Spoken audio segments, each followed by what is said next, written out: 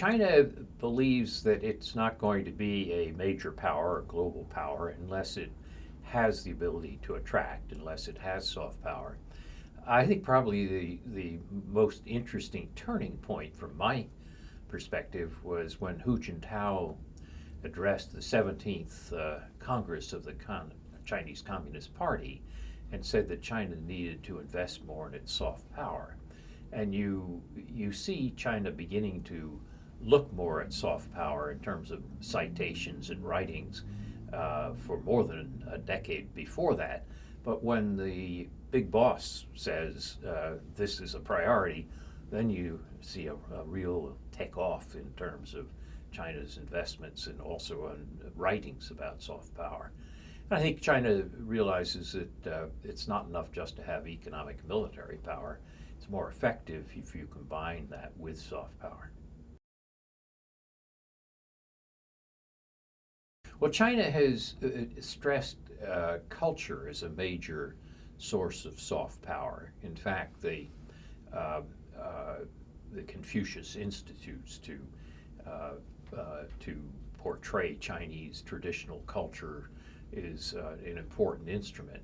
But they've also spent a lot of money on broadcasting and papers, turning Xinhua and CCTV into global media outlets.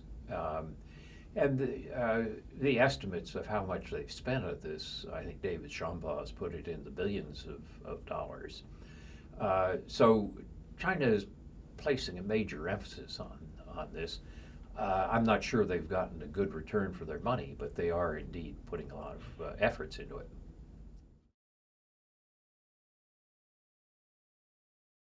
Well, I see public diplomacy as an instrument of soft power. In other words, it's one of the variety of things you can do to try to promote your brand, if you want, or to make yourself more attractive. So public diplomacy is one aspect of soft power.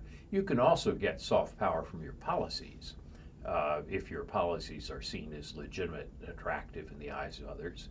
You can also get soft power from your performance. I think China gets a lot of soft power from its astonishing record economically of raising hundreds of millions of people out of poverty. A lot of people admire that, and that produces soft power. So, promoting culture, broadcasting, public diplomacy, these are all sources of soft power. But you can also get soft power just from the way you run your country and the policies you follow. And on that, China gets soft power, I think, from its economics. I don't think it gets much from its politics.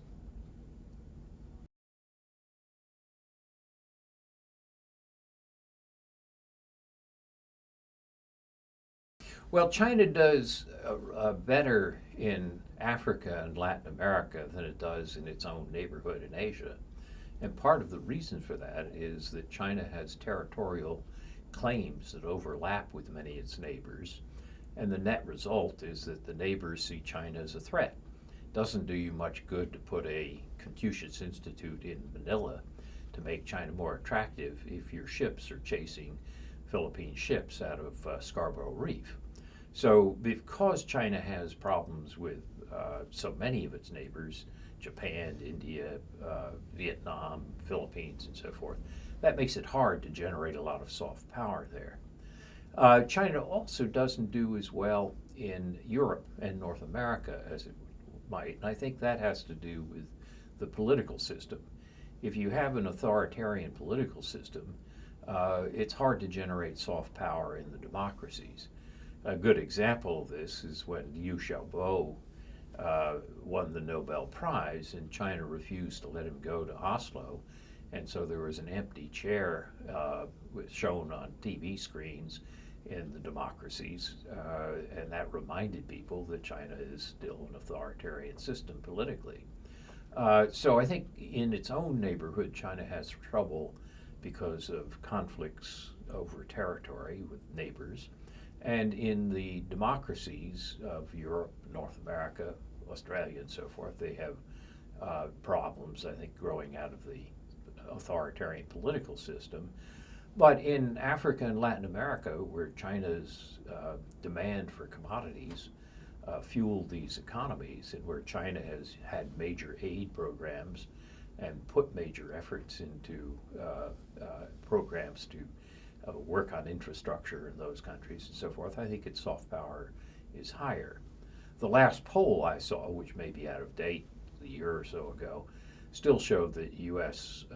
Was ahead of China in soft power in Africa, but it was close, much closer than in Asia.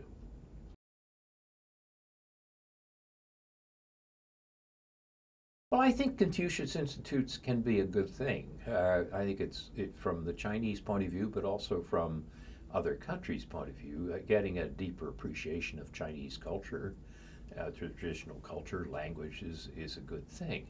The great problem for China is to make sure that they don't try to interfere politically with these exchanges. To the extent that the exchanges make China look more attractive in other countries, I think that's a win-win situation. It's not a zero-sum situation. But if China tries to manipulate the Confucius Institutes by, for example, prohibiting any speeches or references by Taiwanese authors or Tibetan authors or something like that, that can undercut that. So how they implement the policy of Confucius Institutes is going to be crucial.